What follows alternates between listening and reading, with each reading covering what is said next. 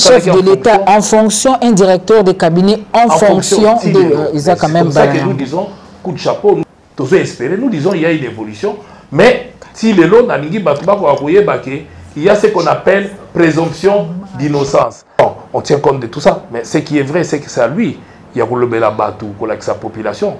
Ce qui, aujourd'hui, nous devons comprendre, ce qui énerve peut-être la population, c'est du jour au lendemain.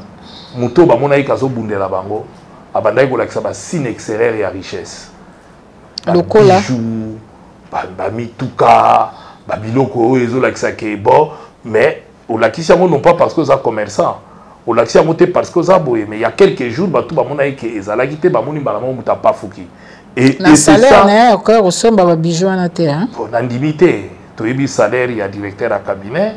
Et je ne pense pas. Mais néanmoins, Azamutu. Tu aurais un audio, nous avons toujours guillemets pour un dossier responsabilité. Nous avons ça explication, na bureau ya pasteur, basukeli na chantier. On a une ok. Pour profiter na cette terme wana. Soka salaki yango, limbi sanga ba tu peux téléspectateur ba kolanda ya par rapport à la question pour tous à la claire na ba kolanda biso. Après sinzo to fele. Parce que oui.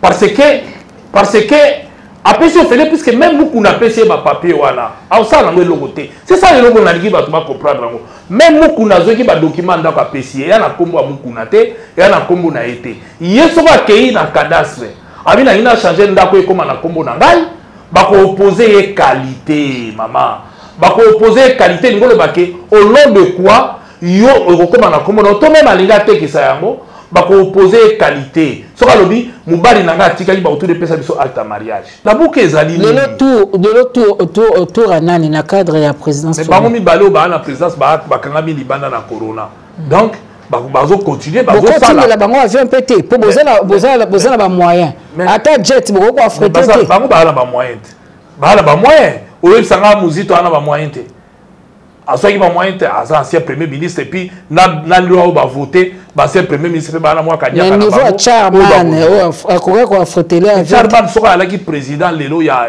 la muka yim tazako colonel la muka tanga zayo colonel il mettait les moyens ou azo colonel lo mutako chaba moyen pour la muka et ko fonctionner ce n'est pas pour rien ba chaki yango et donc ce confinement ezui une année donc ba fana na bango banda mboka eza volonté na bango baon ba keponaki ba la libanda so ibana ba moyen ba ko frete pe ba vie pour ba ko ya muta pexité tango zo mona muto la Jean-Marie Kassamba nazo kamande ni bo maintenant ga etilelo président na bino eloko na bino wana parce que Jean-Marie Kassamba to yebi kazana FCC il était candidat même qui a échoué pour pas penser qu'il y a une unité mais Jean-Marie a candidat ndenge candidat dans l'élection électorale de 2018 ba il est incapable de nommer il a échoué mais ba montage azo ça les UDP Kabila te tout bana ko critiquer Kabila na yebisa babino bandakala ke Kabila fake bana ba renard o baza autour na parce que biloko Jean-Marie sala ozu mutu ya caméra o tchena mbeto hôpital pe yo journaliste monene olekisi kala za excuse non dalobi ba e bongo ya sala ki alobi Jean-Pierre Mbemba lobaki Félix alaki na nini te toujours na chaîne na ye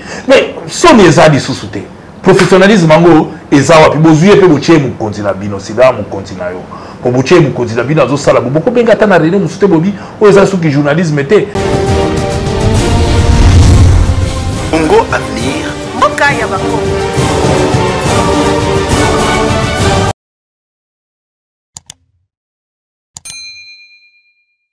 Kaka bato bakenda sango ya solonga émission na kosala ngo avec beaucoup d'émissions parce que ya suka na kotaka na lopango ezali bon na 2015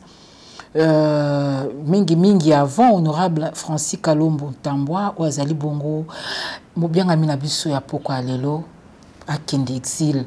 Et on a beaucoup d'émotions. Comme on a été si coca, tu vends capé, tu tournes à émission, il y a souka, ou à zako bunte la mingi, ba droit, ba veuve, moko ba boto la lopango na bandalunga. Peu après, nani kokende honorable Francis, maman on a tika kibiso. Lelo na zane sengo kwa mbapo na bino ndenge na otikoloba. Moko ba au cadre et ensemble pour la République. Ancien la muka toloba ou bien azaka na katsa la muka honorable Francis Kalombo na pesi mbote. Mbote ba masibi. Ngapo nangeza émotion hein, parce qu'il y a souka tout monde naka nisiko eza vraiment là 2015 hein, ce qui mémoire nangeza malamu. Honorable Francis Kalombo, est-ce qu'exil est bien? Non, exil est bien pour la moutou. Je crois que nous souhaité un mot dans moutou côté. C'est comme ça va bien quand on exil. Donc c'est facilité. S'il faut qu'on recommence, est-ce que Kobandela Sousounzela wana PPRD et puis un jour où s'est brouillé dans la famille politique nayo et puis ok maladie balamoko où s'est retrouvé qu'on s'est déclaré donc comme nous exilés. Est-ce que vous êtes prêt à reprendre ou refaire chemin wana? Il faut moutaye que parcours à moutounion so les ana auto benga ba certitude aux ana na moment wana ozo sale loko wana. Je ne peux pas regretter au tout na sala. C'est vrai qu'il y a des ratés dans ma camion sur ta salle et c'est comme ça que nous avons s'améliorer pour lobby à quoi ça la madame.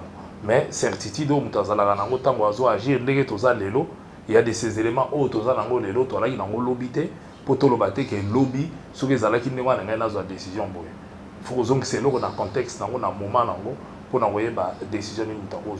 Mais moi je crois que via Moutoueza parcours où il y a les cas qui est l'équipe, si vous avez avancé, le plus important, c'est ceux qui nous ont une chance, moi souffle, il y a vivre, et bien il faut continuer. Tout le monde qui a ma bête tika, tout le monde a malam, ou peut autres autres dans l'angle, tout le monde a pour orienter à venir dans la vie. Est-ce que l'échec ça peut partir à bilan et à vie à moto? Oui, il faut qu'on échoue, les bélés posent les motos, on dit que l'échec était, sera métier loco à Zamoutoute. Je crois que Maïle est où t'as un échec, il n'a pas raté. Si vous avez bien même un grand scientifique, les lobes autant un pasteur, Moutasala Coca-Cola, ils ont échec, ils ont erreur, ils ont et bimi, mongo. Donc échec, ils ont monsieur est bénéfique, monsieur ils ont faut tirer la leçon, il y a échec. Si vous tirez la leçon, échec, on prépare à venir les athées.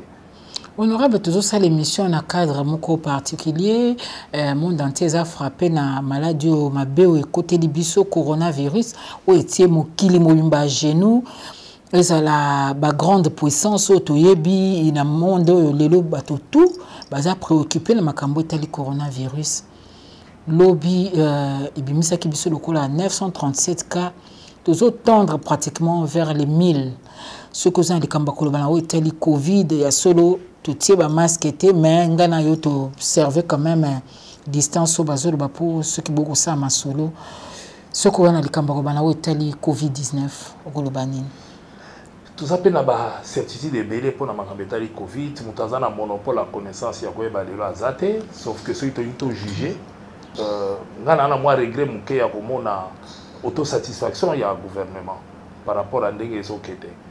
Moi, baraté mais ils ont dû à circonstances en bon cannabis. Mais néanmoins, bah décision belé bazo des amalams. Mais il faut tout à la vigilance parce que on a l'impression que la population a vraiment sensibilisé la maladie oyo pour mingi bazo a doute par rapport à la communication et au gouvernement. Na évité qui est chargé à la communication et au gouvernement. Je pense que côté wana ils ont vraiment na moins difficulté mingi. Il faut population na minute oyo. Il fallait bamboka na biso mobimba ba panneau nyonso ya publicité ezala ya kotonda na makambo etali information et pas la population. Mais tout le monde gouverneur a tiepé quand même hein. Oui, on est en compte à ville, le pouvoir central a s'impliqué totalement mais néanmoins nous disons que jusque là toujours évolué bazo meka parce que mboka moko teza na formule magique. Il faut battre yango. Même temps toujours qu'il y a une pandémie les cas même dans 1918 après guerre il y a 14-18 la pandémie il y a quand même il fallait que ce maboko il fallait que la masque et on va zone c'est biso le pour éviter ces biso to kene nango mais bazo tâtonner au moni ba lokola likaba ba masque ba constater que na mboka lokola Hong Kong ba on ba confiner ba tout mais ba tout dès le début ba tchaka ba tout nyonso ba la ta masque bazana ba contamination ebelete yango ba moni système oyo za la malamu yango moni monde entier pe elandi ba meka biso pe awa toye nango mais toye nango pouvoir d'achat wapi peuple ya kosomba lipa ya lipa ya coca ya miliki ezate ka ya kosomba masque ndeko zala donc to moni muta komo za ba bitendi est-ce que itendi okangi na munoko na zolo est-ce que zo protéger réellement donc tout ça fait partie à l'interrogation aux photos par rapport à pouvoir d'achat. Je crois que il serait souhaitable l'État na moi ba aide ba ko uta nango et fonds monétaire par exemple par rapport à dette ba futa dette na no mikolo te bazela ba repousser yango fonds wana so ba tchama na ba masque po ba ko kabolela ka batu ba masque batala ndeni ko utambola. Je crois que évoluer, mais il y a toujours possibilité de vaincre la maladie parce que ce n'est qu'une obligation d'ailleurs.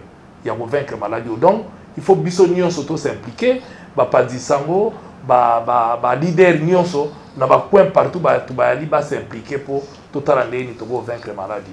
Surtout l'infrastructure les athées, maman Sylvie, les athées. Bon plutôt les maladies ko la kisabiso que tozo ko ba millions zobima, ba millions bimi pour na obongisa, plus de 4 millions pour na obongisa Sénat, quand ba kiti bango ba fandela, ba représenter population, mais ba tiens ta machine ya pambate pour na ba hôpital ba ko obongisa. Voilà l'homme politique qui a tozana na mboka na biso. À peine arrivé et dépassé même budget na bino, mais bo sali yango et puis tant ba sengi enquête parlementaire boboyi yango. Boboa ki si bino ba ko enquêter te bino ba ko tout na bino te ba ko rebelo ko moko te. Tozo kele to me mboka wapi. C'est ça le vrai problème. Donc, il faut to banza peuple o ya zagina aspirine, azagina kini plutôt que total la biso kiti ya kofanda bobimise bela ba millions mais mutu moko ta kanisa ke mama ye mo ezangi ba mbeto alors que hôpital à monnaie de tout ça nango yango wana bozi hôpital à cinquantenaire mais bozi mo pa ya mutu bo charge rango. C'est comme si banda Congo et banda tilelo to tangate ba docteur na mboka na biso bazate o ba go gérer hôpital on dirait zalaka ezana ni ba intérêt mixte te on dirait ça gouvernement mbongo na biso mutu batonga yango mix ayaki na ongo combien eza hôpital à l'état bâtiment à l'état mbongo ya l'état mbongo na biso tant to signer programme na ba chinois. Donc une partie en bongo et kenda ba financer yango yebani hôpital à l'état mais tala bozi mon pa ya boche à gérer botala ndenge gestion na ngozo zala même bata corona bazo fanda wana yomo ko monaki batamboli na bangalie ma batamboli partout mais kuna bokuti bato balaki mfido na mfido. Donc moi je crois qu'il faut s'interroger après corona et zala neti avant corona te beaucoup de choses faut profiter parce que tozo solola lelo pour na corona mais économie en mboka monde entier a stoppé.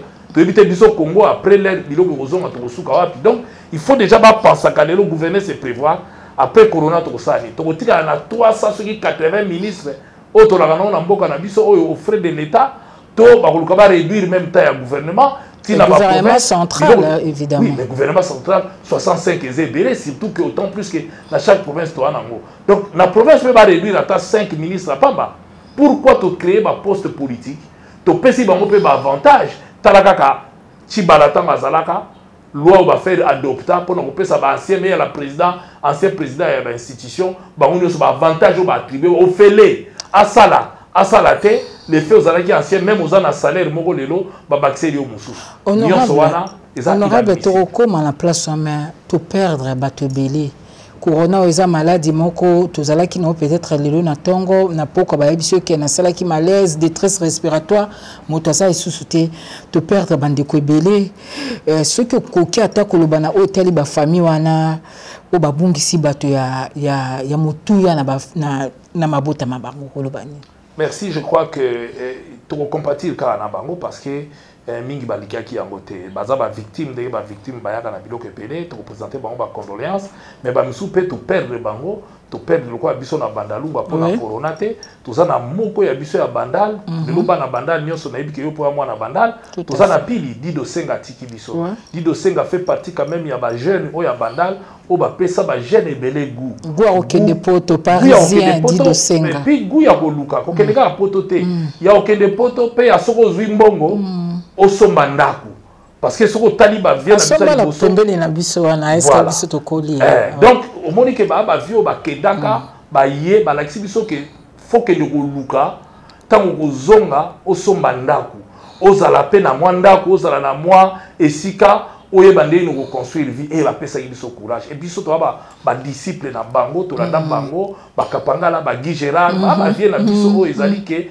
ba pesa ki biso guana na ya kolata bien sûr ba laksi biso que faut la propre faut que kende boye ils ont bougé bandal donc ça fait partie c'est un modèle qui est resté clean tout le long ya vie na ye sans conflit na batou mais au moins ça bozana ba petit ya kolakisa bino courage comment il faut que luka lelo to perdre to perdre parce que zalaki malade parce que soko talindan parcours dit do akufeli ba memi na ngaliema et komi awate faut que ne pas mususu o a faut bazo que c'est makila ba tambusi eti aye ko kufa mais so to ina ba structure malamu ce qui zalaki malamu de l'autre ko perdre dit do sengate je pense que dommage famille atiki bana atiki famille to senga na bango kaka bakanga mitema ezanzela na biso nyonso via que avant mais lelo bandal mon batozo lela parce que dit do alaki sympathie na bana nyonso bandal alaki modèle pour na biso alaki neti apôtre na biso zola avec biso nzela atiki biso bon paix à son âme to singa nzamba zoye tout comme tout ça na ba acteur ebele mangwa uto ki akufi migi batiki biso na corona maladie ezali bato bazokende bato bazongoma sécurité il faut pas bato bakansezaka akuna awa ezate to comme déjà na plus de 900 autres communes nango quelques a déclaré ezali eza déclaré mais to a capacité na nouté imagine toi na mboka na biso to na capacité même pas ya kosoma ba machine auto que de tester mais tozoka ba 4 millions ezokende mais machine et puis na parlement wana toza na clinique soko tali budget na bango ya investissement ils auraient prévu ba équiper quand même ba clinique les gens ba poyi malade qui bureau au ça la magie hein, je crois parce que mais tant que bimi si 4 millions c'est que bobonga mi peut bobongisa déjà yo moko le premier ministre ba to ko sa budget 11 milliards te bango moko na investissement na bango ba prévoir ki 2 milliards 4 millions yo seli na nko donc imposer batou que na tien na nko tika bo pesa ngai 4 milliards bureau be mo président mais wana igoyeba na ba boyi commission d'enquête siko to répondre na question na ndé c'est pas une commission d'enquête. Bango bako contrôler bango te, bango ga contrôler rabato. Bango bako ça la peuple te ba misa de laka. Alors tiwa. Honorable tozan na lisolo ba millions. Ba millions ya ba francs congolais te ba millions de dollars. Oyo ezo pesa soni na pasi à travers monde entier que mboka oyo eza na économie moko faible. Oyo bato musuba ko bika na $1 par jour.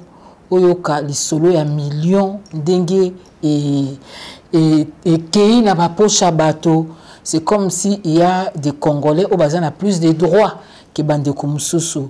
Bon, on a 4 millions yo, mokola lundi 11 mai et vous allez la premier procès historique et autrement a été un directeur de cabinet, un chef de l'État en fonction. À la mise en cause na makambo etali détournement ya biloko ya l'état ba denier public donc ya yo nangai ya mbongo ya bampako na biso analyse na yo par rapport ya procès wana ozomona ngondengeni. Je crois que Aza au fond mutalibo sauté parce qu'il faut et l'autre que depuis régime échange depuis Félix a commis président de la République il y a eu un ancien ministre Roli Lunga on va condamner pour détournement. Le directeur des cabinets, qui ministre déjà oui, mais un chef de l'État en fonction, un directeur des cabinets en fonction de c'est comme ça que nous disons coup de chapeau, nous espérons qu'il faut se limiter parce qu'il y a même un ministre en fonction qui est appelé aujourd'hui c'est un parlement faire autorisation pour procurer la entendre. Pourquoi parlement? Mais parce qu'il y a un ministre, il faut que le Parlement ait cette autorisation pour entendre na parquet. Donc, comme le Parlement, toujours espérer que la net na Sénat, que ceux qui commis muta répondre devant la justice, il faut pas voir qui sera yango. Donc, toujours espérer que le Parlement ait sa justice possibilité à entendre le ministre. Voilà, c'est ça la loi. Loi est le bindengwana et que loi est au sengake et ça la mabongo. Donc, toujours espérer. Nous disons il y a une évolution, mais si les lois n'angi batuba ko akoye bake il y a ce qu'on appelle présomption d'innocence. Le cas la baza mise en cause, mais baza nous condamner. Donc baza présumé innocent et toujours espérer que va profiter à travers justice ndenge ba kosambisa bango ba kolakisa que effectivement baza innocent to justice ministère public nous avons poursuivre bango à la kisake effectivement baza coupable et va condamner bango pour ba ko sala. Le plus important c'est mbongo l'été zonga.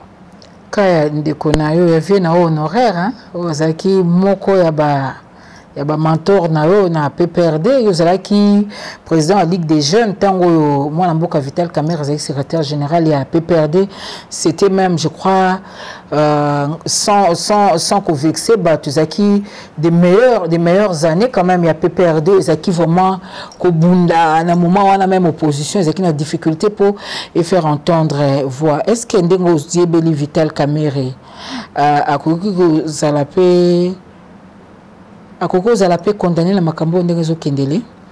Parce qu'évidemment, Bokabwana Pekala, dans mon sous non, c'est pas choses ont changé. Avant même PPRD, on a commencé déjà à travailler avec Vital Kamere. Voilà, on a voyage, PPRD, tout ça, après, tout un dialogue inter-congolais, PPRD, donc on a travaillé, on a voyagé pour tout pacifier Mboko. On a beaucoup donné. On a eu tout ça, avion, Moussou, décollé pour Mboko. Bon, on tient compte de tout ça, mais ce qui est vrai, c'est que c'est à lui. Il y a le Bela Batou, avec sa population. Ce qui, aujourd'hui, nous devons comprendre, ce qui énerve peut-être la population, c'est du jour au lendemain. Mouto Bamona Ikazo Bundela Bango, Abandaï Golaksa, signe extérieur et à richesse. Lokola. Bijou, Bamituka, Babiloko, Ezo Laksake, bon, mais au Lakisiamo non pas parce que c'est commerçant.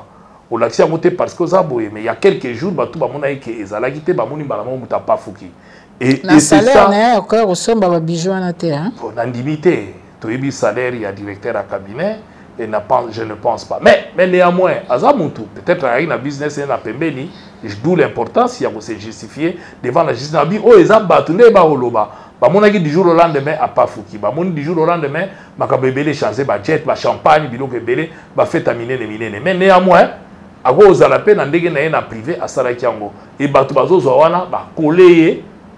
Babengi yango moyibi mais ce qui arrivé qu'on pouvait occasion peut s'améliorer à prouver de l'eau à la face à monde entier que aza innocent et d'ailleurs dans moni basengi ba les audiences sont toujours publiques hein. Ça c'est et puis bon il faut tenir compte peu à corona est-ce que donc nani canal futur est commis officiellement pour na audience wana basenga ba retransmettre en direct.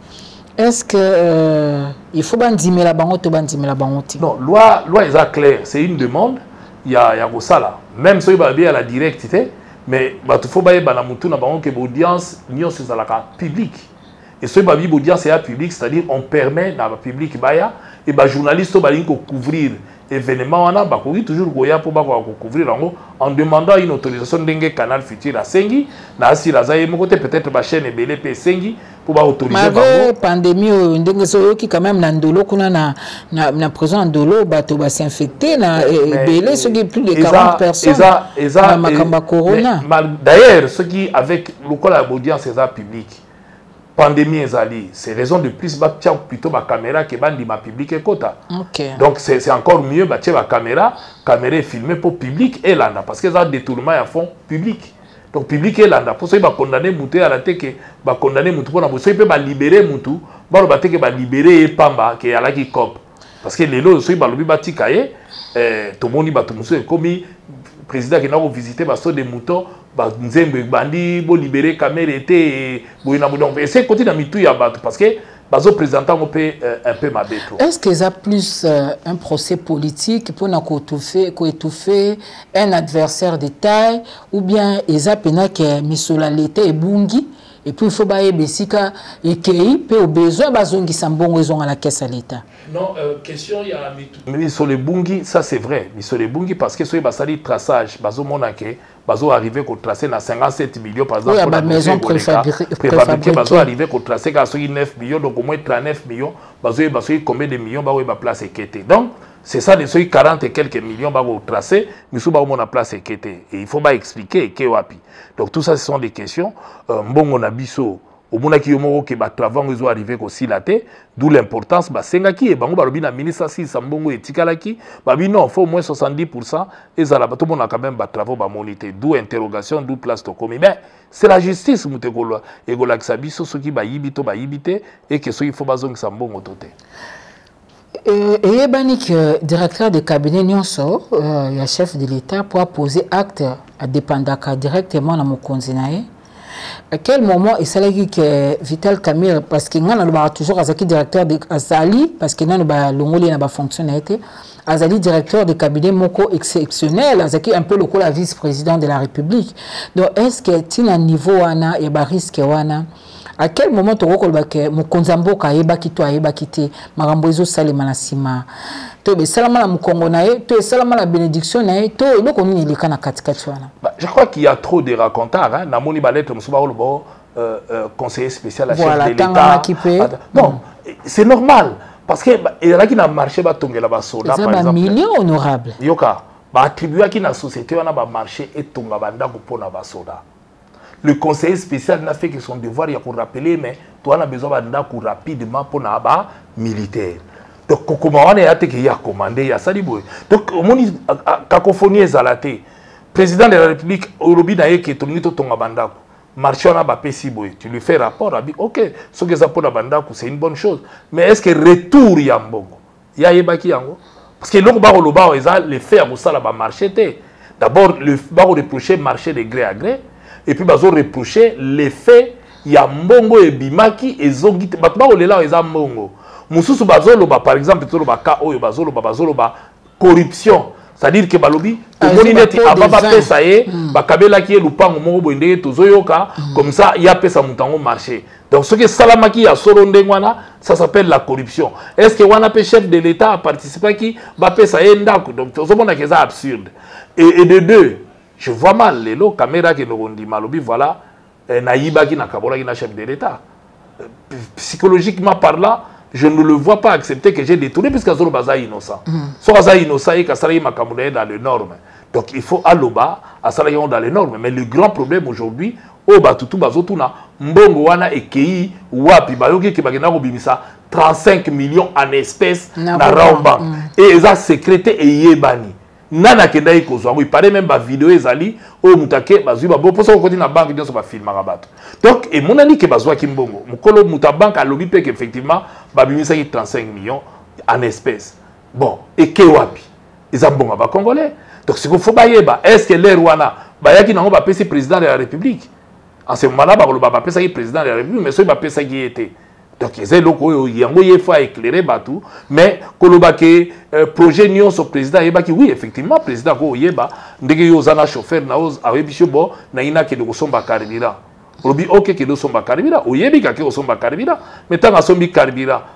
Aye ko yebi so na sombi carburant ya $10.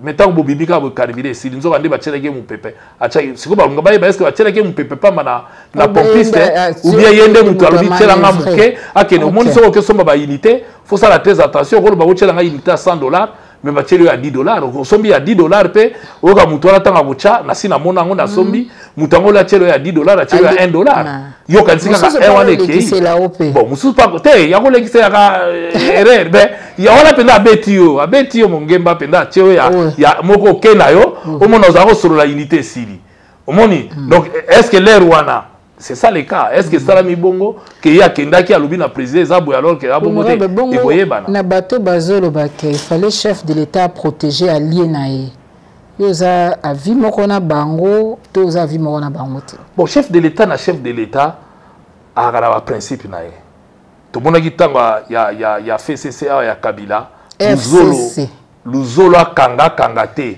Luzola soupçonna avec 14 milliards et kendaka. Ce qui va taguer quand on a beaucoup va gangelier va libérer batango. Donc tout le monde a dit tango là parce que kuni alaki nango yiba nayo, mela nayo, kende nango mutango banayo azate. Mais si quand tout le monde dit président le peuple d'abord, état de droit. Soko yibi faut sanza. Donc ça nous on a chef nenga zaleli. Maintenant à protéger ma bé oh ya dès le départ ba yokana ka bango mibale poso ina landi ba vidéo o caméra e monga loba ki tango ba ponaki ba salaki alliance na bango lui aussi combattait Mouyibi lui aussi disait que mbongo ya l'état il faut que na misala ya l'état peuple a trouvé compte nango c'est comme ça d'ailleurs que ça a été accepté programme à 100 jours et l'argent débloqué à programme à 100 jours peut permettre peuple à sentir que ezali mais tango ke na bakasa ikuna même forage au batbazo maya komela pamba bazobi bato Ozonga wana nini bazobi bat. Donc moi c'est pas étonnant, peut-être la philosophie à Félix ezali que il faut pendant que Zara na PPRD Boutskala ko il s'attend ministre était pour na mauvaise gestion parce que Zaki parlementaire à peu près na 2 mandats.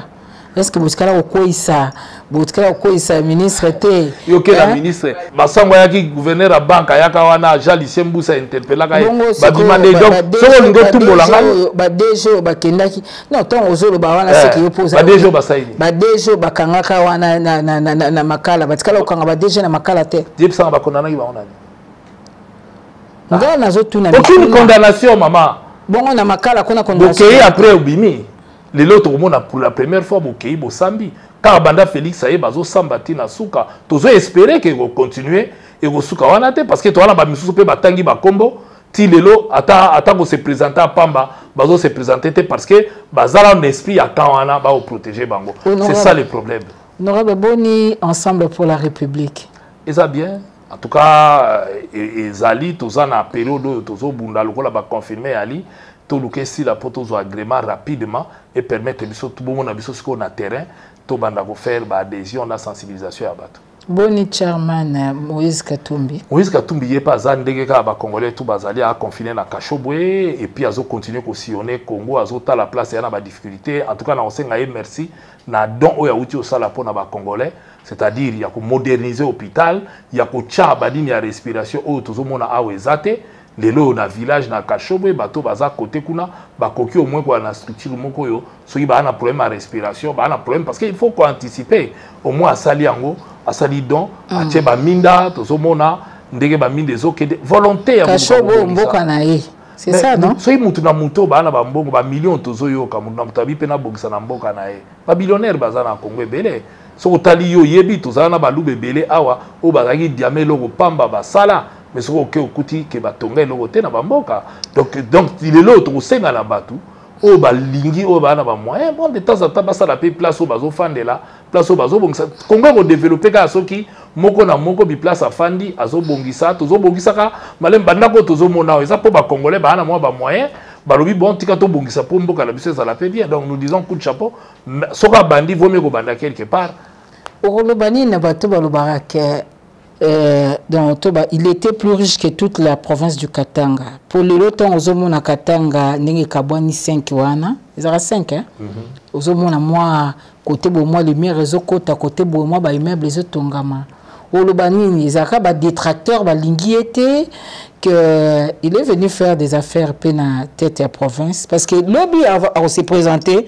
Le candidat président de la République certainement pour Bozana boutique wana Olobanini parce que moment où en route Olobanini bato ba que Moïse Katumbi était plus riche que toute la province du Katanga réunie. Là on répond de bango que Moïse Katumbi est milliardaire depuis 17 ans bandi ko lukavi. Okay. Et il a des richesses un peu dans la place et belé biso bato to zalaka na ye to tambola na ye na oyebisa o que moyen atanga ezate puisque la vie privée na ye.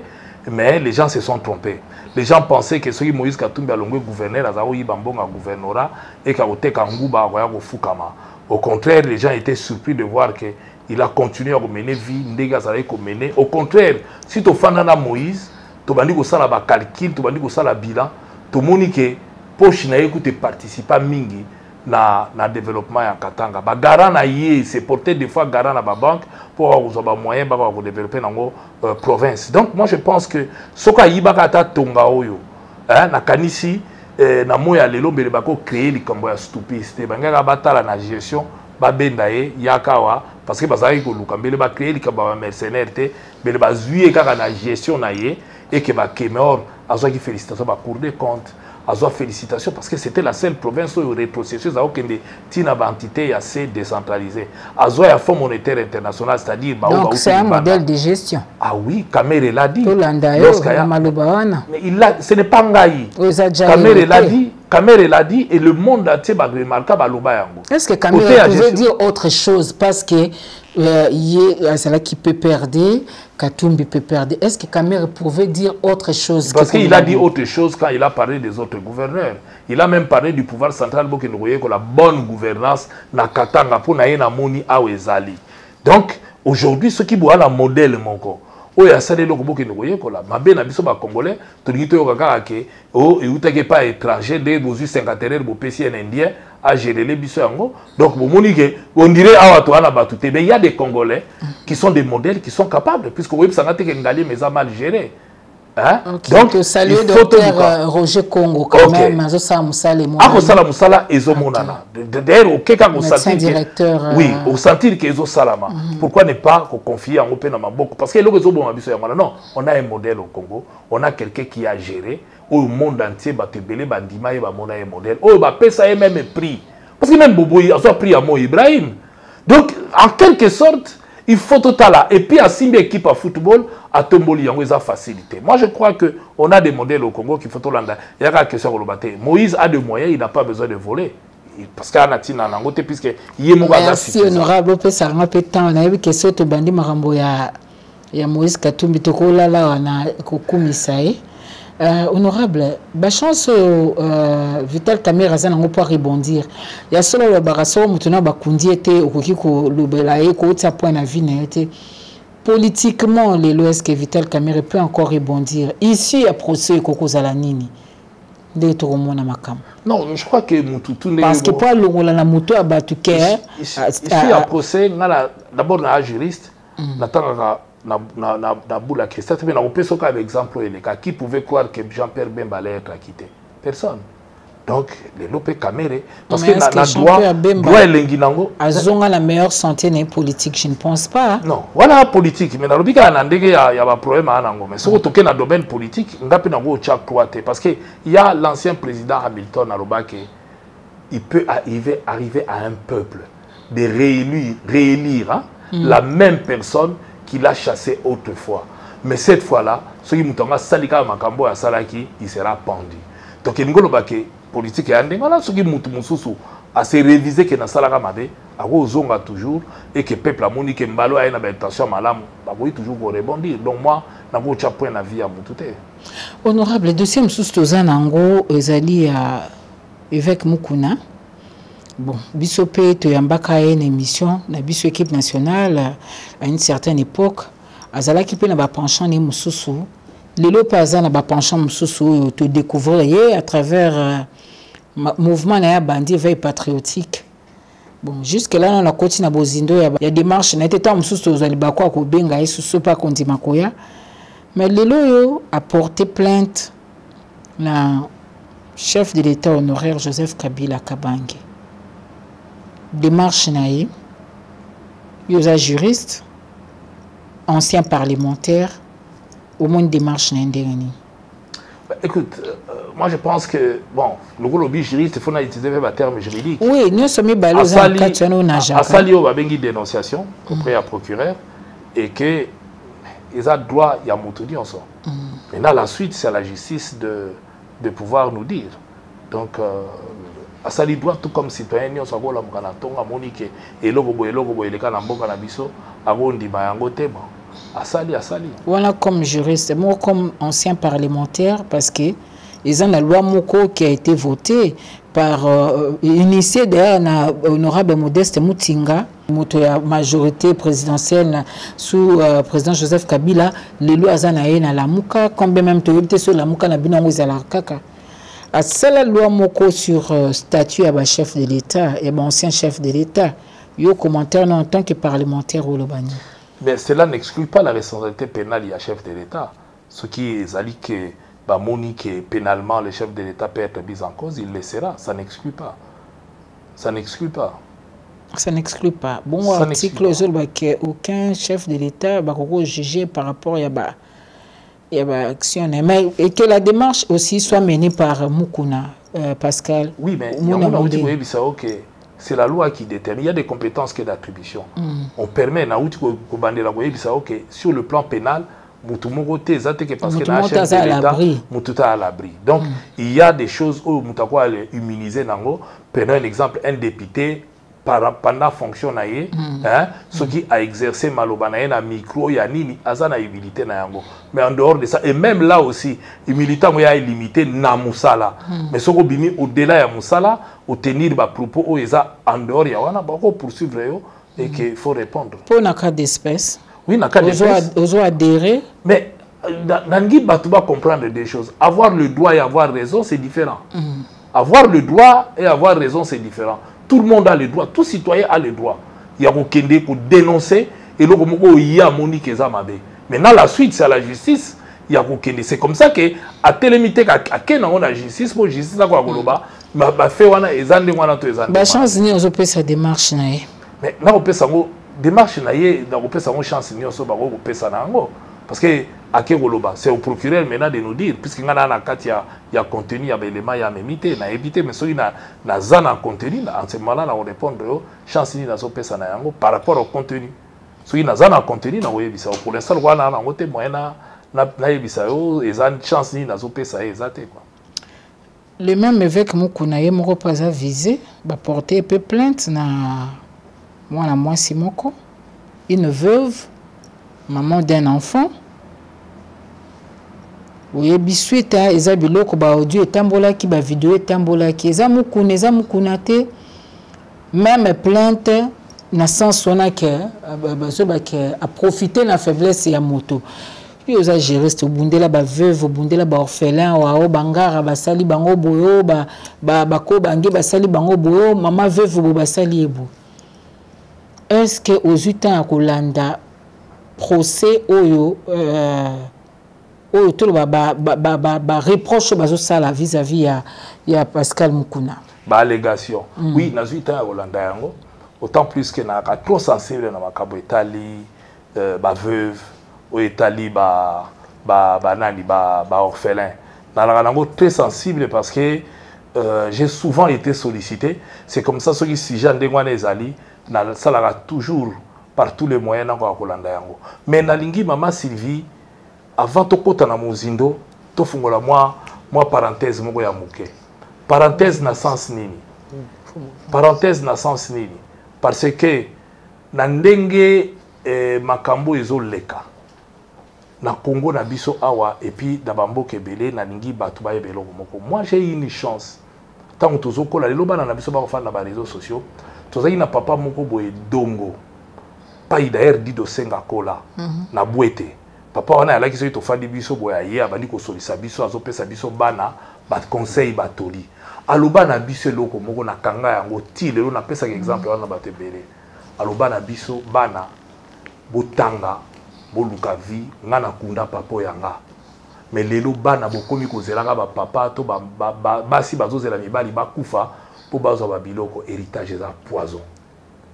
Maman Sylvie héritage za poison sur ce bandi ko wena yango na ko conseiller jamais bato ba na ko bunda en héritage to ko démonter par rapport à dossier à Mukuna au combien za poison to komi ko mona lelo papa kufi nanu kutu akomi malilité mais okuta déjà moi na sia badi koloba aka vu déjà lineto papa zakola ta ya or wana lineto yanga monte wana yanga yi o wana boy donc to komi ko vivre ba biloko mususu oyo ezalaka te volonté na ye moko bochango na pembeni. Moi je pense que il est grand temps aussi ba parents ba sécuriser bana assurance mususu na kopesa par rapport à dossier ya Mukuna héritage za poison poani soko koti yango ekosilisa ombongo na ba avocat ekosilisa ba mbongo na ba juge ba démarche alors que zelo kona bino. Moi je suis dans le but à Botakina na papa Kancha mais fachara mutu na yeke mwana na ye azana ba même droit que bana ya Kancha mususu oya Botakina mwasi na mususu ya liboso eza droit na ye mutako longola yango azate ndenga lobi batekaki ndaku to bazako zo ba mbongo bazo pesa mwana na ete mwana azana droit ya ko réclamer ba mbongo nyonso ba pesa ka ete wana ba ko pesa mwana azana mwana muke je présume mais yango nazoloba eza droit ya mwana mama na ye comme tel azana droit ya ko réclamer ya mwana na à moins que papa na ye de son vivant a désigné mutu moko boy a s'occuper na biloko na ye parce que eloko liboso batala kezali volonté ya mutu asalaki musala volonté à kolo biloko so kolo biloko to moni Michael Jackson akufi alobi ke biloko na ye mama na ye mutu ko gérer yango ti bana ne ba kokola et soki mama na ye azali lisusu te Diana Ross mutu ko sala l'air wana le monde entier se plie loi et se plier na volonté na ye mais akoki ko privé bana na ye na héritage te. C'est ça le vrai problème. Donc le voilà ko privé bango te donc moi na ye azana droit mais est-ce que maman wana yango loko na ngai na loba c'est que moko mama wana amatali kola kitana se même Mukuna pesa ye ba document pas on dit héritage place za poison azoke ko kufela ba document mais na yebisa bana belé na ya ba kana zo ke belé na ba veuve belé bana soki papa na bino akufi ata noko moko azali na mikanda na yebo banga na bino te eza ba papier pamba go teka nango mikate oko teka ndaka mutu po za na ba document te yo mwana boko okende réunion ya famille boke na cadastre bolobi ba papier papa na biso bazwa yango na mutu moko ebunga bako anile yango basaleli bino mususu po eza droit na bino donc droit na bino mutu akolongola ngo ate même moi si wana oyo aske kofunda pasteur lelo même bapesi mikanda wana kokoteka ndako wana te mama Sylvie parce que eza ya yete ndako lokola ya na komba mobali bana ya mobali nde ba héritier na bandeko na ye parce que atiki bandako ebele likolo ba héritier à second degré pe baza na droit bango nde soki bayokani basali document bapesi mama wana ndako wana oui mais mukuna ta pesi ye aoteka ngo te aosala yango mpe eloko te mpo eza na ye te ana droit te même ndenge nangi bana bayebaka ke biloko na bino moto akoyiba yango aza te parce que même noko moko azwa yango akozongisela bino yango kaka akosala na bapapier wana rien so bateki yango boyebi toza baafricain bino bato bozocroire nango mais namoni place sorcellerie aokota wana te eza droit na bango donc nangi naloba boye bamama ebele namonaka bango na bacours et tribunaux mobali akufi bayeba botoli yo biloko to yokomi kowela biloko zala calme soki bobalanaka na mobali 50%, ça dépend pas ya régime au bobala na qui na communauté de bien mais quand ya maman o ndenge na yokeli alobi ke mobala na mwasi na musu babala naka ya za na droit te même ba PC mikanda na te mais mwana na ye muta na droit donc mwana na ye ako okende mais na moni même akomi aza veuve mais oza veuve ya biso ya na ndenga coutume mais na l'état ta okei oui mais l'état est bien voté c'est ça le problème. L'État yebi ke bakendaki na l'État na mwasi wana mususu. Donc mwasi wana mususu nda a femme na ye. Yene muta na ba droit en tant que même le fait que te tiango na guillemin ndenge bazako kende wana na pasteur mukunezaka na cadre ya ofele kaka. Mais l'humanitaire yemo sale le bien. Expliquer mais limbi sanga ya. Yango na ngi to se comprendre bosolo. Soka kedaki ndenge maman wana tolandaki toka na ba audio nazo test toujours na ba guillemin pour na boy ko endosser responsabilité nango azo pesa ba explication ba kei na bureau ya pasteur ba sukeli na ba chantier yango na inaloba na OK ko profiter na cette limbi sanga terme wana soka salaki yango limbi sanga ba to ba téléspectateur ba kolanda nga ya par rapport à la question pour tous à la claire na ba kolanda biso après sinzoto fele. Parce que, oui, parce que, après si on fait puisque même beaucoup n'a pas ma papier wana, ça n'a pas côté. C'est ça le logo n'a dit bah tu vas comprendre. Même beaucoup n'a pas de document dans la PC, y a na combo à beaucoup n'a été, y a na combo n'a été. Yeso va accueillir dans cadastre. Abi na ina changer ndako comme na combo na ngai, ba ko opposer qualité, maman. Ba ko opposer qualité ngolo baké au nom de quoi yo comme na combo na to même alinga te ki sa yango. Bako opposer qualité. Soka lobi mubali nanga atikaki ba autour de pesa biso acte mariage. Mais même na mariage, oza na 50%. L'autre 50% ezokedi parce que ezaneti lelo yo. Mutalobi de son vivant bon ngala na ndako moko na ngiringiri na ndako nanga mona bayaka mukolo na kozala susu te ndako eza ya mwasi nanga. Ba témoin ba ali. Mais soka comité c'est même na comité à supposer na ko sala peke to fana na mama Sylvie na lobi mikolo nyoso ke ndako nanga ya bayaka même na zate eza ya mwasi nanga yi. Bandeko nanga ba yoki batu nyoso ba yoki. Et ngolo ba ke tango na kozala te ba ko ba ko témoin te ndako alobaki eza ya mama ya mwasi na ye. Bon, ndako na tikeli na pesi mwana mais soko pesa ki ekeseni ngamo vivant na kabeli mwasi mais soki mwana na kufi mwana moko boye alobi ke ndako ba pesa kinga et que ba déséquilibrer ba na mususu ba ko remettre en cause. Donc poto suki sawana soka pesa ki pozo ba document ndenge na landi na ba audio ateki pamba. Donc ateki ofele ya ofele parce que ba papier on a la valeur moko te et pas na ye. Ba papier on a la valeur na mwana na ye. Donc, où est la moralité dans tout ça? Tout le monde m'a moteke na sachet, tout le monde bilo. Où est la moralité dans tout ça? Au-delà que mon tapé sinzo to fele. Où est la moralité dans tout ça? Justement, d'abord, ce qui a solo. Na ke bien ce qui a solo. Ce qui a solo. Eza ndé balbaka peuple nanga zo kufa po na ignorance. Mutayebi ba droite. Et loko ba tufo ba ye ba ya liboso. Ce qui muta kufi. Volonté na ye mute se manifeste. C'est-à-dire ce qui tiki testament. Oh, il y a tiki na testament muteko salama ou matani kolo kitana c'est même loi moyenne ni testament ko salama. Sauf ce qui na testament wana uboyeli mwana biloko. On va remettre ça en cause. Ce qui testament go sali yango na ba norme ego zalate ba ko remettre en cause. Mais ce qui testament salami et que ça volonté na ye o mato kita yango na utio ça OK. Eza poison pour au ba tabola ba cours et tribunaux. Ba avocat pe misusu ba boya kala ba ko makambute. So ego mona ye mubali nanga kufi.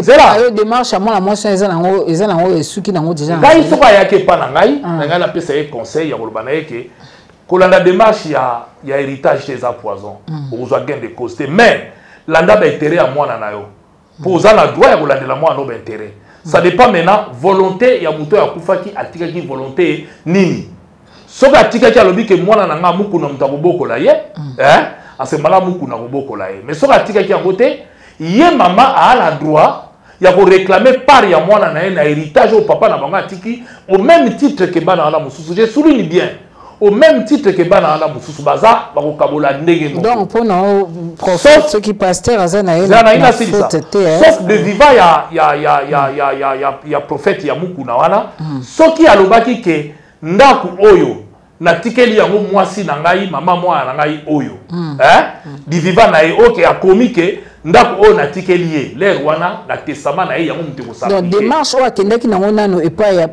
évêque mu connaissaki nango démarche mo inutile elle devait même pas ezalaki inutile eloko ya ko senga et pas évêque alobi bon mobile na tikeli bandako ebele na yo ke yo mutu zo gérer ba dossier ya bandako atikeli nga pe charge ya mwana luka na mbongo wana opesaka nga mwana na yango te salemaki mais ye nalandi ye azosenga mbongo mpona mwana te baka kosenga bapesa ndako moko ozomona ndenge nalandi muku napesa bapapie ya ndako mais na bandeli koyebisa ye na bato bakendaki kotuna fale mpe bayebisa vérité mpo même muku napesa badocument wana lokola ya na nkombo na ye te akosalela nango eloko te toyebi mpe parce que omoni makambo yango ndenge ezalaka chaque fois makambo ya immoralité esalemaka ezalaka mwasi moto apeyaka lelo oyo lokola mwana mwasi wana akendaki nazongela mwa maloba noki apesi nzoto ofele est ce que makambo ya ndenge wana il faut continuer ou bien un moment na niveau peut-être ba législateur bazwa quand même moi mibeko parce que eza toujours mobali oyo peut-être bolumbu ne monani lobe kozwa akokelolinga mwasi musu mwasi yango pa kondima ye kaka mais comme un problème na mwasi onibité na ye monani na ebité côté wana à chaque fois maman ça la c'est toujours la femme qui perd pourquoi pour nani ka mwasi nda perdre merci maman Sylvie yango wana photo te ya basi to te ya pe mibali to te ya pe bana d'où l'importance de kabuna soloba au départ mutu fata la qualité ni yazala au mona mwasi mususu mobali auti okufa nanu kutu akomi malili te azala na moto akimimba onkozo babuka lupango au sala nango rien po elokolo ya na kombo na yote atozu yango atoke nango na mangegenge eko changer te etikali babuku ya ye soki atikela ki yo yango oui mais soki asalaki testament te katikeli yo eza biloko ya bana donc il faut ba mama baye baka yango sinon okende kopesa ndenge awuti kopesa wana alors qu'en réalité opesa ya ofele poni soki mubali na ye babuku wana eza na kombo na ye il fallait battre ba bisoke za na kombo na okende ka na cadastre loba ba papier wana ebungi ba kosa elo mususu pour ça ba bisa kelele na témoin une fois zo kaka mais yango ake ofele parce que bendi deuxième fois mais yango ça reste à vérifier mais maman brutalité mais maman vidéo aneza quand même mais ça reste à vérifier bon là na yebite ce que ça maman Sylvie eza bizarre yango to lobi fake na yebite yango na lobi maman Sylvie photo te ya bato buku alupango eza synonyme lupango ikomi ya yote buku alupango soki eza na kombo na yote ato sali na ndenge nini okoteka lupango wana te même oteki yango okoti niongo orambourser yango donc eloko liboso bato fo bayebaka yango wana conseil pour pesa yami balé héritage eza poison omonde poison bandoli ya ye ti akepesa na nzoto parce que akanisi ke akozwa parce que epesi espoir ke nakozwa ndaku ozomona sikoyo eloko ebomaka bato mingi ya l'argent facile maman Sylvie toyebisa na bana toboti l'argent facile ezalaka te mbongo nyonso eza fruit ya motoki na yo je crois que mibali pe de leur vivant faut batia pe ba ordre na ba vie oui mais mobali nyonso fa yebaka soko boti reconnaître mwana na yo po lobi mwana telengana te lobi o exposer pe mwana na yo te po tozolo bakaka mama wana combien de ba jeune fille pe ba alite ke akomona na ba démarche pour na héritage au batikela bango na papa basala bango ba biloko ndenge wana donc to lingi batu ba yebake bakoyi ko salaka biloko ndenge wana te parce que bakolela bango pour rien droit na yo eza droit na yo toyebisi bana nyonso soko kufeli droit na yo eza toyebisi basi nyonso soko kufeli mubali ba droit na yo ezali garantie na loi donc soki pe bozalaki yaka to fanda ba boboti bana na yo ba droit na bango ezali garantie na loi bako exclure bango te je pense que s'il y a des choses à condamner na tali na fonte mais na ba papier nenga landeli soka alaki faible Ce que sali biloko toi sali, je pense qu'il y a quelqu'un qui n'a pas conseillé qui est mabé. Les bandits, il fallait pas payer ça nous autres, soit disant, ce qui est réel. Il fallait pas payer ça. Mais l'accès Mundu qui d'après Mundu qui a un peu qui n'a pas na massacité. Ce qui va l'accès qui est Mundu qui pour pas saler biloko ba salier et dans ce moment-là, ils sont condamnables dans la loi, mais il faut le prouver. Maman Sylvie et l'autre tout entre ma allégation. Oh mutalo na droit to benga ngo ba allégation. Allégation c'est la vérité, c'est la preuve. Donc il faut qu'on prouve, il faut qu'on prouve à ce moment-là ba condamner mutuana. Donc il faut qu'on luka. Et mathématique. Il faut 1 plus 1 et ça 2 pour battre. Honorable, mais moi conseil sur le ça na pasteur Mukuna parce que pasteur baza autant et puis moi c'est autant azolo bazo tanga na ba espérant bakadi pasteur il y a église à Mangembo azotanga tanga moi ba kombo batu baza peu vivant à un moment donné ceux qui m'embêtent la justice ba ko pe ko certifier parce qu'il y va aussi pour baza quand même ba kambi il y a batu baza ba berger bazo kamba batu belé bazo landa ba on la sima. Moi conseil na oyo tel parce que la fille biso to biété a quoi le capé le anzela mutoko yebete mais mukuna aza personnalité et puis azali musali ya nzambe so za na conseil a couper c'est le konyo kokoloba mais là on a ngolo baka asir ka ou makambo aniza ya solo et là on a ngolo baka asir bato baza koni tozala victime pe makambo belé entre autres ngamo pe basi basala ngambo donc tozala victime ya makambo ne belé fuka basala on zaki no clean hein na la clean donc il y a Dieu mindonga là où participer à terre na on participer les cause à l'avocat les affaires sont des affaires des partis batso ba yokani ba swani pa na bango biso to yaka poto yo awa siko mukuna bazali na problème est-ce que avocat il y a moi sur nazalaki wa nazalaki te ba yeko solliciter avocat après ba betele li solo ça la mutu no ke biso to yaka avocat pour l'avocat le rôle de l'avocat c'est de pas de demander à son client de dire la vérité c'est de veiller à ce que le client a zoloba hein ils ont à l'encontre à oyo ba ko opposer c'est tout donc ndenge azawana eloko tokoloba na batu kaka bao ba yebani ba homme public nyonso ba la ka prudent baza na abri ya makambe belete donc ba montage surtout na réseaux sociaux lelo ba ko za mutu na o ba chango likola mutu yango la kimba mbango yango la kimba mbango ko tweeter que eza biloko ya FCC tant on a moni que ezalaki montage et j'ai tout de suite compris et puis na moni parce que montage oui eza montage pona ngai ndenge na tali film wana ndenge na moneli na ndenge na yoki mwasi wana na moni mwa ba incohérence na maloba na ina kote na mutu te mama Sylvie toke malembe tangela ngai tant biso tozo gérer montage ni auto sala à l'époque il y en avait pas makamba diomi et ya na parlement ba longola et milité na parlement c'est-à-dire ceux qui a makamba montage ya fombele na parlement ba longola et milité te makamba diomi leki na tribunal diomi asambi mais ngai na répétaka yango toujours na ndenga mabete na onga na ebeli na dossier wana o na koyipe ko loba boye ce qui est comme tiba kanga Diomi ne pouvait pas être impliqué dans cette affaire ce qui garde du corps naé ayaka okota ta nkanya makangi bana wana tena papa na bango puisque tout est parti de là bakanya makangi bango na ville ya eko kota intervention ya kolobake te bano yo ba yake pas honorable papa wana yebaki te ke ba de ba yake pas honorable muta yebaki te ke ba yake pas Diomi donc tout a été déclenché là-bas donc ça n'avait rien à voir avec likambu ya batu ya pepe de tobo mais ba montage nyonso bango ba yiko koma ko sala na simawana et l'aksaki ke et simbate likamba mercenaire nde tango babandi ba montage likambu ya bani nde babandi ba montage andaka ba stupis nyonso ba montage na bango et simbate po ba sala ngo mabe et puis simbaka kaka donc le reste en tout cas toko kota te quoi honorable tokoyi ko kabwana te sans que tu évoquer un peu makambo ya coalition ezokumba mboka lelo FCC cash toko bomba te passe za na mboka les gens souffrent na makamba confinement ndenge ye e ko tel sous peuple na situation passe ba bazana passe bazo koma suna passe koleka ba o bazali na ba position ya kitoko baza pe na position kitoko na beaucoup c'est qu'est-ce qu'on peut retenir la coalition zo kambambuka lelo FCC cash et ça coalition moko contre nature et ça bénéficier na peuple congolais et bandi d'abord na taille ya gouvernement baké na 65 ministres ngolo baké mbongo nyonso ya l'état au peuple azo sala ezo kende na ba politique sans compter ba institution sans compter ba conseiller na bango sans compter ba cabinet donc eza pour ça l'intérêt ya peuple té ba yé pour ba sala ba intérêt ya bango na batu na bango donc il est grand temps to soyez dans la point de dialogue par rapport à la coalition ils sont contre nature et kokende bien te et surtout que na kati na bango mibale tozomona gegere ezoleka ezo avancer te oyo azobundisa oyo azobundisa oyo alingi oyo akende te oyo alingi oyo akende par rapport à bambition bazana donc ezo simba te mais au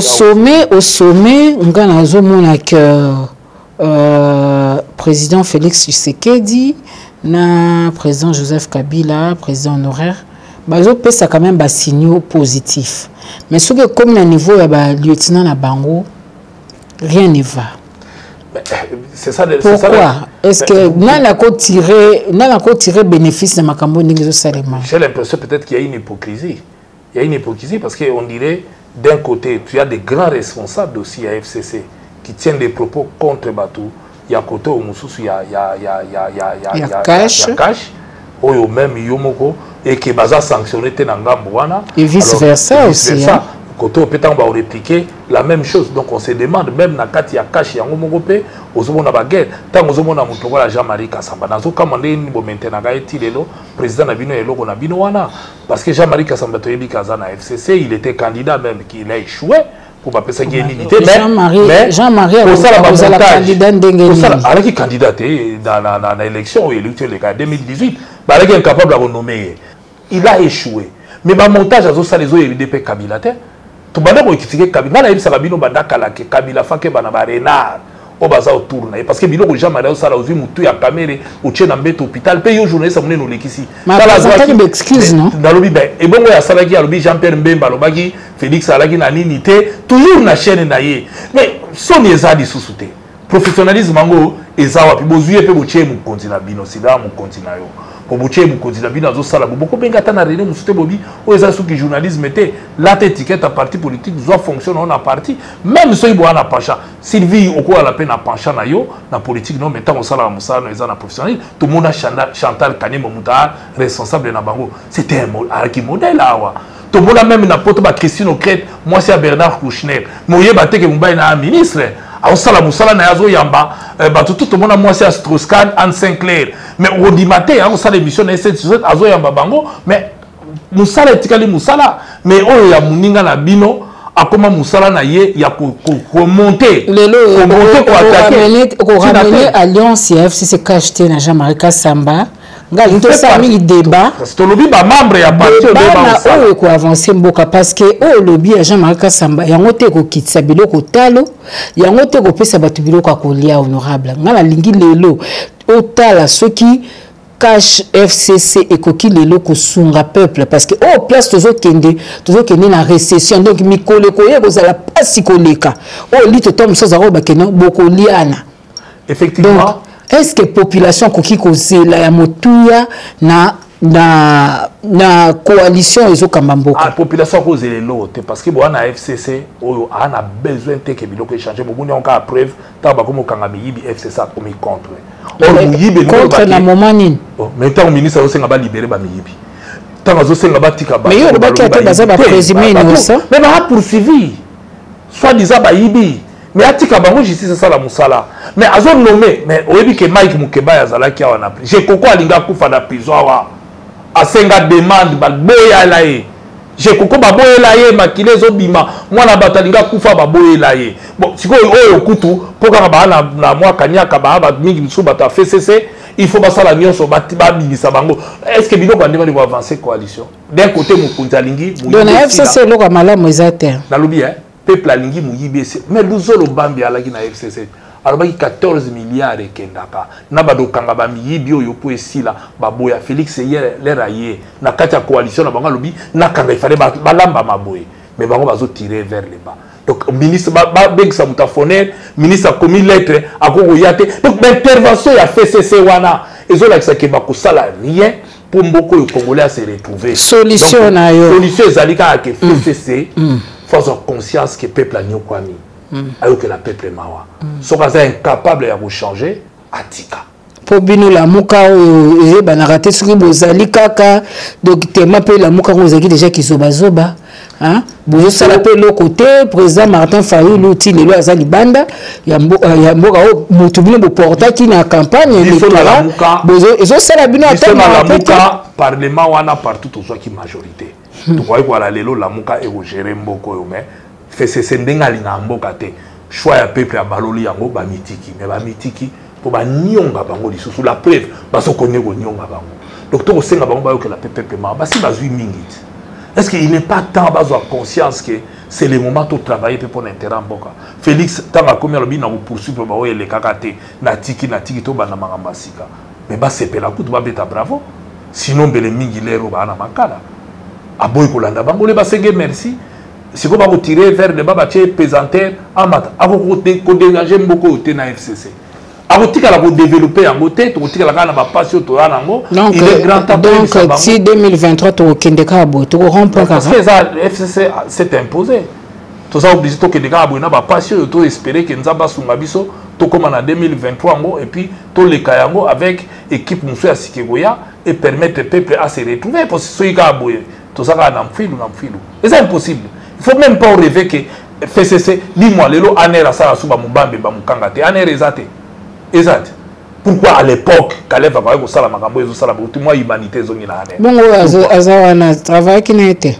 Mais c'est quoi tête eza suyete. Tête muto azo peut sa pulsion alingi ba biloko adate. Yango bangi. Au moins tu faut ça la politique et rancune. Est-ce que bango moto babimisa kiyo na maladie pe poko de l'opposant parce que ma beninga basunga kiyo ke ce qui rancune ali parce que nazalaki muta Kabila na monde ba osala Kabila na ba renard wana ba memaye na cimetière hein okobenga ngo rancune te et ça pour l'intérêt mboka biso to zobunda j'ai vu que bazo memaye na mfilu la preuve dis-moi ba memiye wapi tant nga nazo lobake ba corbiard bazolinga ba mema batna libulu batbachanga ba memiye wapi to suka ba memiye wapi asa suna pouvoir te mais ça lui demande na été oui mais ça il faut wapi continuité que ni Shadari ya chaki mutunae dauphin abiminda kala est-ce que beaucoup rendre mutu service ne wana muta pesi bino bokonzi boss bimi ba ministre bo bimi ba député bo sa ere musala avec quel discours bo kinaina ngwe pa peuple yebisanga FCC penda kinaina discours ni ozi ba tutu na opposition politique na ni bozi bango tout baranda peuple c'est baranda Kabila service ba ben grand bango nde mutu ba comme si Kabila place ezali que lelo Kabila fandi et comme ko permettre na ba muku na ba ndabo finga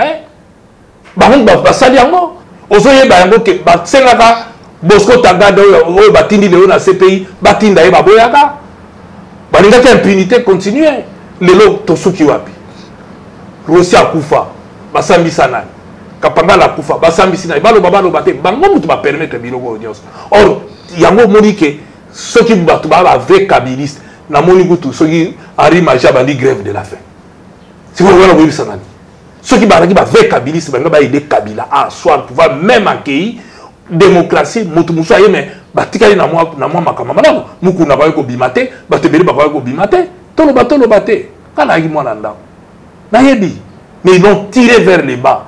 Et ça, j'ai pas aimé.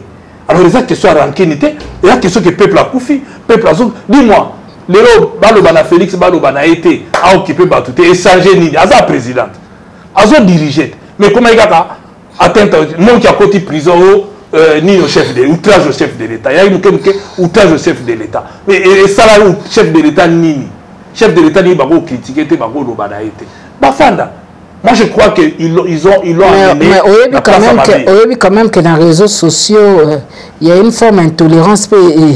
Et ça, actuellement, là, au niveau des réseaux sociaux, on voit bien quand même qu'ils ont abattu, tous les lois, ça analyse librement dans l'hôtel gestion un chef de l'État. Parce que là, il faut attaquer ou à la minute, il faut attaquer.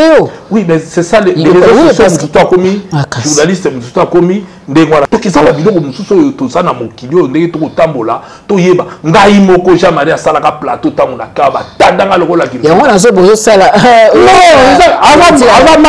C'est normal. Je suis avec lui, mais je dénonce tout ce qui est oh ezo chab mutu musu à s'assumer parce que la minute au buzo bana bazo finga Kabila. Buzo bana bango so bazo finga Kabila. Et la babinoko batu musu ba osala ba service ezo zongela Kabila. Est-ce que tu trouves ça normal? Pour Kabila Fandi, yem tarbina jamais sala azo muto caméra a changoana parce que pour bato finga.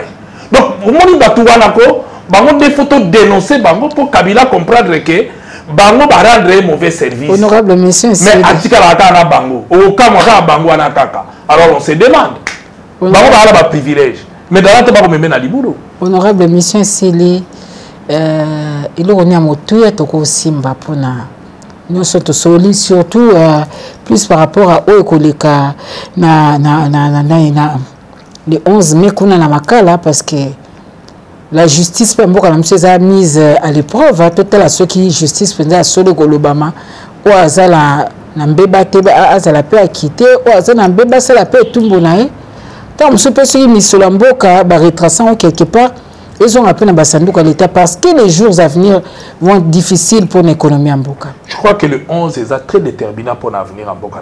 Il faut signaler à la Makassi et permettre le lobby et à la sounette hier. Vous espérez que Mbalo, parce que vous allez tourner. Tout le temps, ceux qui ont commis la Meiko Iba, na rendre ba compte.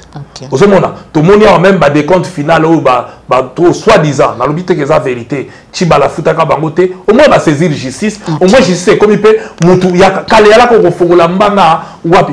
Donc ton lingi changement moi kende boeti makabupe e bada ko changer dans boka. Donc procès wana, to l'objet que ba to ba coupable mais to lingi droit loba. Ce qui droit lobby, seule justice est ko élever nation. Bamboko tout au monde a bapoto parce que justice est au sala musala nango. Mais tout ça la paix dissous que ba tu vas comprendre une chose. Société est tambolaka nengenini. Tout ça la coalition moko o bazo bunda likolo nango ba ko mema biso na pasi peuple na souffrance faut être moko ba tal intérêt peuple. Avant corona après corona et ça la net avant corona il faut pas tenir compte que l'économie en monde entier et bien opposition qui sont CP et ça l'appelle la vraie opposition bah sombi bino lelo par rapport à ba acquaintance na nous sous boza na ngula batu na moi ba fidélité ba sombi na biso toza ya voter kate biso leader na biso mais la muka za opanzana mais la muka panzanité la muka ezali le tour à nani na cadre ya présidence mais ba mi balo ba na présidence ba kangami libanda na corona donc bazo continuer bazo ça la bango avion pété pour bozala ba moyen ata jet boko ko affréter bango ba moyen oyo sanga muzito ana ba moyen te asoki ba moyen te asa ancien premier ministre et puis na loi ba voter ba ancien premier ministre ba na moi kanya na niveau charman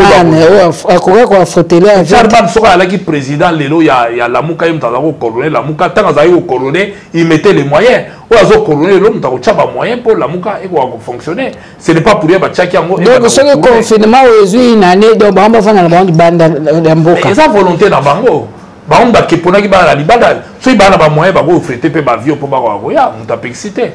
Et ils ont volonté, ils ont dit mais bakangami ba frontière ils ont kokanga.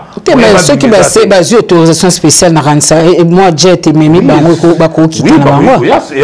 Donc libanda ils ont profité pe ba tebele na mboko ndenge bango baza libanda. Na yebité mutu moko ta sepela kaza la libanda mboka na ye. En tout cas na yebité mutu to alingaka et pas na mama Sylvie. Yo na to ba na bandal. To biso to tamo na banzela ba wenza to ba tinel même so ba bia mabeto ka ga elengia. To na sentiment mususu. Donc toujours Mututu est toujours du pays de son enfance. Donc toi on a beaucoup nabiso et l'équito. Il y a solo biloko kitoko et umela kate ezaki sengopo na ngai après août 2019 na Paris koya kokuta na soso honorable Francis Kalombo awa presque tous ceux qui nous poussent na baïna né te ko tourner le na Kinshasa et sengo ezaki na nga makasi akoyeba ete bozaki belé bolandi biso na ba live bolandi biso pelis boko bolandi biso suspect na bitando biké matondi na no ba bolandi biso mais boye ba ete honorable Francis Kalombo à lobby na kati émission etali bobele moko biso zotuna ki bobele mituna bien ezalaki aye matondi na Jimmy Dide pe na Fabrice Ndekani de tokotani na micro Congo Avenir Mboka ya Bakongo